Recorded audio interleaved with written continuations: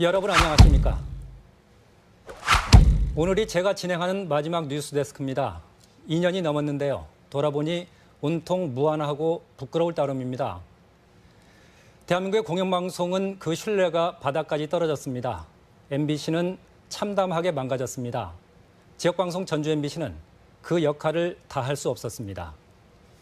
이명박 박근혜 정권 근 10년, 공영방송 장악은 집요하고도 무도했습니다. 저희들 안에서 저항하고 한순간도 싸움을 멈춘 적 없었지만 부족했습니다. 그래서 여러분 실망하고 또 화나 있는 것 잘 알고 있습니다. 그래도 저희들 여기서 포기할 수 없어서 다음 주부터 어쩌면 마지막이 될 공영방송 정상화, 파업 투쟁에 나섭니다. 그때가 언제일 줄 모르지만 공영방송이 바로 서고 MBC가 사랑받게 되고 지역방송 전주 MBC가 다시 제 역할을 할 수 있을 때 돌아와서 본분에 충실하겠습니다. 지금보다 더 매섭게 질책하시고 따갑게 비판하시더라도 절대 외면하지 마시고 끝까지 응원해 주시기를 감히 당부드립니다. 죄송합니다. 그리고 고맙습니다.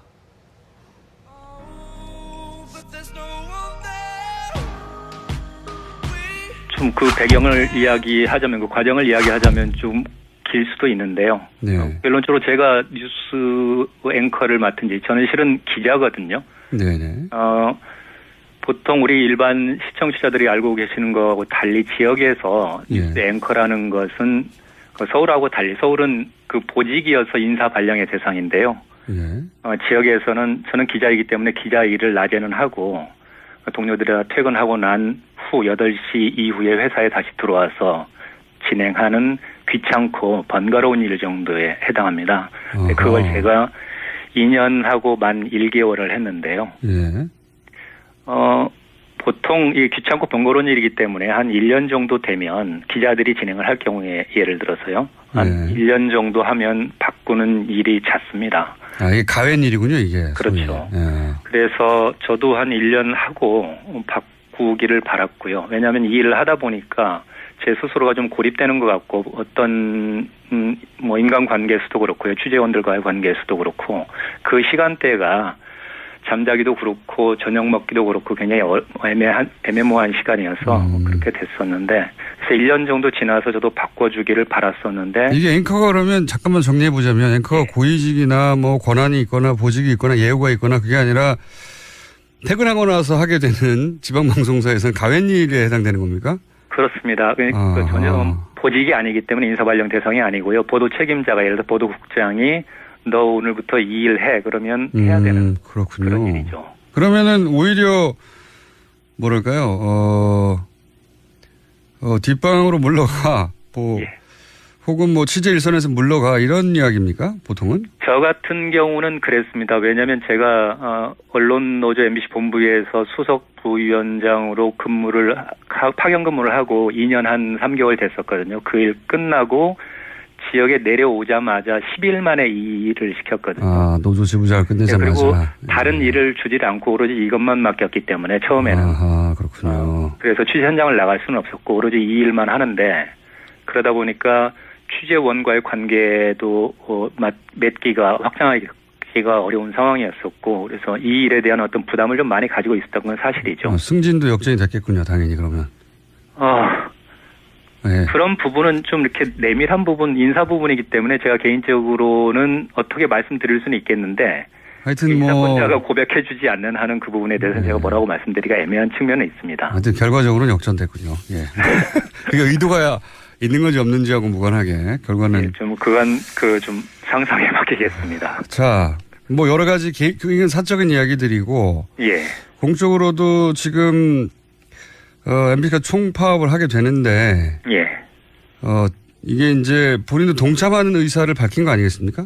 예, 그렇습니다. 근데 이게 함께 하시는 분들 뭐 다른 아나운서나 혹은 뭐 함께 일하는 방송국의 다른 분들에게 피해가 갈까봐 미리 말씀을 못 하셨을 것 같기도 한데요. 어떻습니까?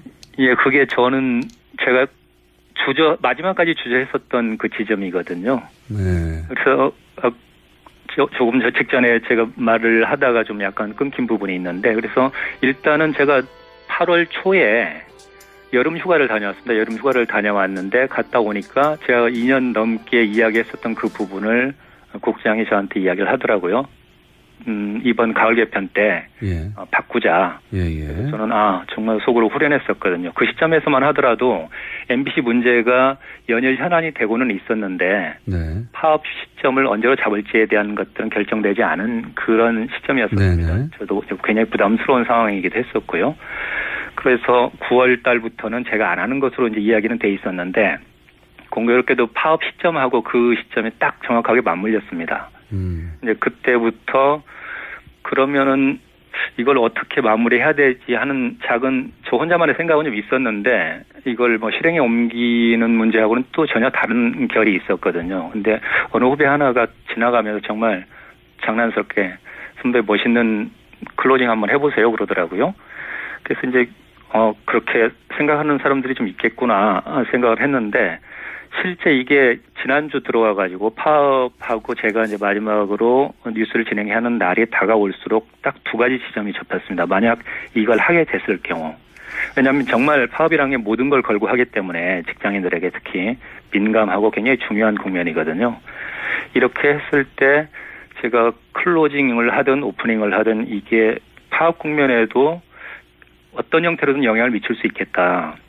만약 이게 돌발적으로 비춰진다거나 경솔하게 비춰진다면 전혀 도움이 되지 않을 것이고요. 또 한 가지는 방금 말씀하셨던 것처럼 이게 회사에서는 징계 사유라고 판단할 수도 있습니다. 그 편집권에 대한 그런 부분이기 때문에 그래서 징계를 요청한다고 그런다면 어떻게 할 것인가 그 결과에 대해서 그러면 저 혼자 책임을 지는 거는 괜찮지만 저하고 같이 진행하는 여자 아나운서 그리고 카메라 감독 그 기술 스태프들 뉴스 PD들 이런 사람들은 일부 이분들 중에는 비정규직도 있고 연결고리가 약한 분들이 있거든요.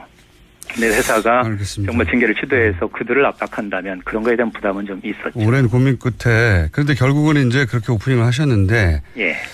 그렇게 할 수밖에 없었던 이게 물론 아마도 직전에 얘기는 하셨겠죠. 뭐 동료나 그죠? 예. 뉴스 시작 직전에. 예. 직전에 이야기를 했었죠. 제가 뉴스룸을 보통 들어가면 서울 MBC 뉴스가 이제 시작되는 게 8시 정확하게 시작하지 않습니까? 그러면 제가 그 주변 시간 정도에 내려가거든요. 미리 가서 준비를 해야 하기 때문에. 네.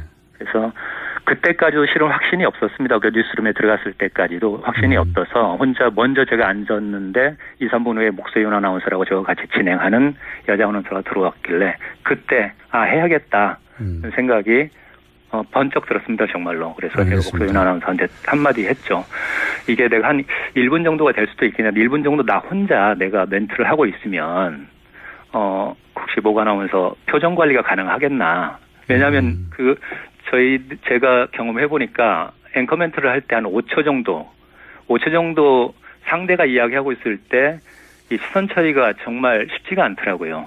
알겠습니다. 그것을 한 1분 정도를 한다고 그런다면 정말 힘들 것 같아서 그렇게 이야기를 했을 때. 알겠습니다. 저희가 준비된 시간이 길지 않아서 예. 그 오랜 고심 끝에 하셨고 마지막으로 한 가지만 더 여쭤보겠습니다. 예.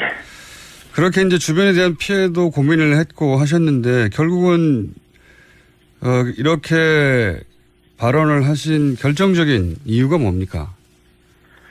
일단 제가 조합원이기 때문에 파업에 동참해야 하는 상황이었었고요. 예. 그다음에 이 파업으로 인해서 그렇지 않아도 MBC 뉴스가 망가져 있었고 신뢰를 잃은 상황이었는데 그것마저 또 파행이 되는 그 파업 국면으로 들어가기 때문에 기본적으로 이것은 시청자들한테 양해를 구해야 할 상황이었다고 생각을 했고 왜 이런 일이 벌어졌는지도 설명하고 양해를 구해야 되는 상황이다. 그렇죠. 그런 부분에서 일단 기본적으로 우리가 그동안의 역할을 다 해오지 못했으니까 그럼에도 불구하고 이런 고민을 다시 들어가게 된 부분에 대해서는 분명히 말씀을 드리고 또 용서를 구하는 게 맞다고 생각을 했습니다. 그래서 그렇게 한 것이죠. 네.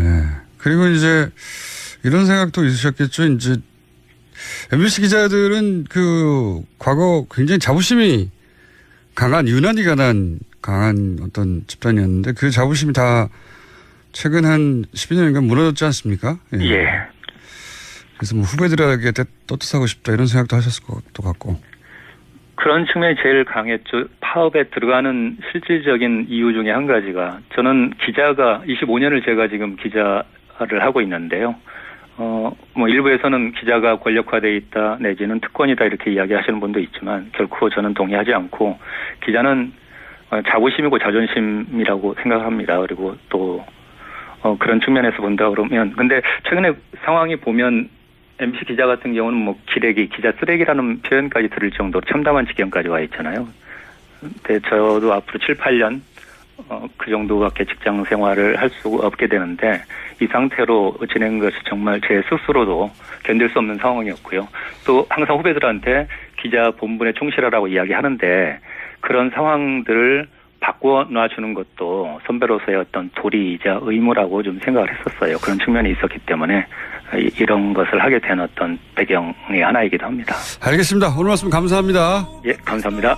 전주 MBC 김환강 기자였습니다. 왜냐하면 제가 언론노조 MBC 본부에서 수석 부위원장으로 파견 근무를 하고 2년 한 3개월 됐었거든요. 그 일 끝나고 지역에 내려오자마자 10일 만에 이 일을 시켰거든요. 아, 노조 지부장을 끝내자마자. 그리고 다른 일을 주지 않고 오로지 이것만 맡겼기 때문에 처음에는. 아, 그렇군요. 그래서 취재 현장을 나갈 수는 없었고 오로지 이 일만 하는데 그러다 보니까 취재원과의 관계도 맺기가 확장하기가 어려운 상황이었었고 그래서 이 일에 대한 어떤 부담을 좀 많이 가지고 있었던 건 사실이죠. 승진도 역전이 됐겠군요. 당연히 그러면.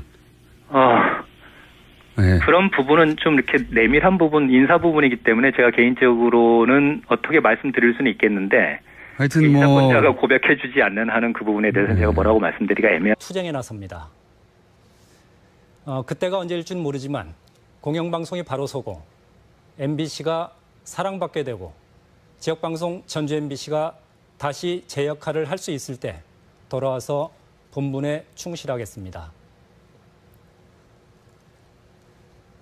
지금보다 더 매섭게 질책하시고 따갑게 비판하시더라도 절대 외면하지 마시고 끝까지 응원해 주시기를 감히 당부드립니다. 죄송합니다. 그리고 고맙습니다.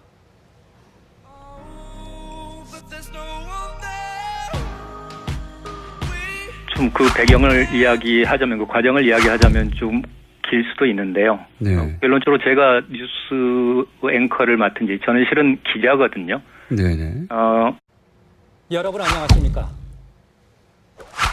오늘이 제가 진행하는 마지막 뉴스 데스크입니다. 2년이 넘었는데요. 돌아보니 온통 무안하고 부끄러울 따름입니다. 대한민국의 공영방송은 그 신뢰가 바닥까지 떨어졌습니다. MBC는 참담하게 망가졌습니다. 지역방송 전주 MBC는 그 역할을 다할 수 없었습니다.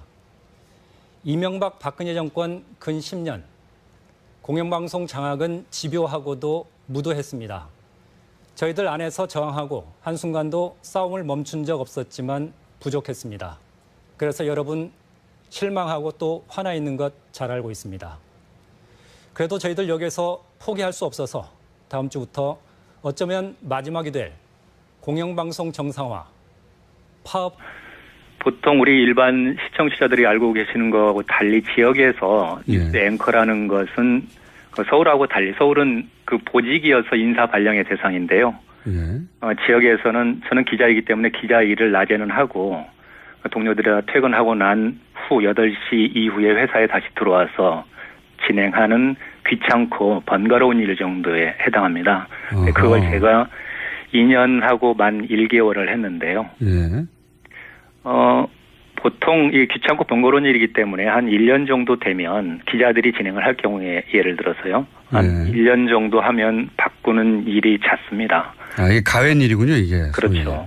그래서 저도 한 1년 하고 바꾸기를 바랐고요. 왜냐하면 이 일을 하다 보니까 제 스스로가 좀 고립되는 것 같고 어떤 뭐 인간관계에서도 그렇고요. 취재원들과의 관계에서도 그렇고 그 시간대가 잠자기도 그렇고 저녁 먹기도 그렇고 굉장히 애매모호한 시간이어서 그렇게 됐었는데 그래서 1년 정도 지나서 저도 바꿔주기를 바랐었는데 이게 앵커가 그러면 잠깐만 정리해보자면 앵커가 고위직이나 뭐 권한이 있거나 보직이 있거나 예우가 있거나 그게 아니라 퇴근하고 나서 하게 되는 지방방송사에서는 가외일에 해당되는 겁니까? 그렇습니다. 그러니까 전혀 보직이 아니기 때문에 인사발령 대상이 아니고요. 보도 책임자가 예를 들어 보도국장이 너 오늘부터 이 일 해 그러면 해야 되는 그렇군요. 그런 일이죠. 그러면은 오히려 뭐랄까요? 뒷방으로 물러가 뭐 예. 혹은 뭐 취재 일선에서 물러가 이런 이야기입니까? 보통은? 저 같은 경우는 그랬습니다.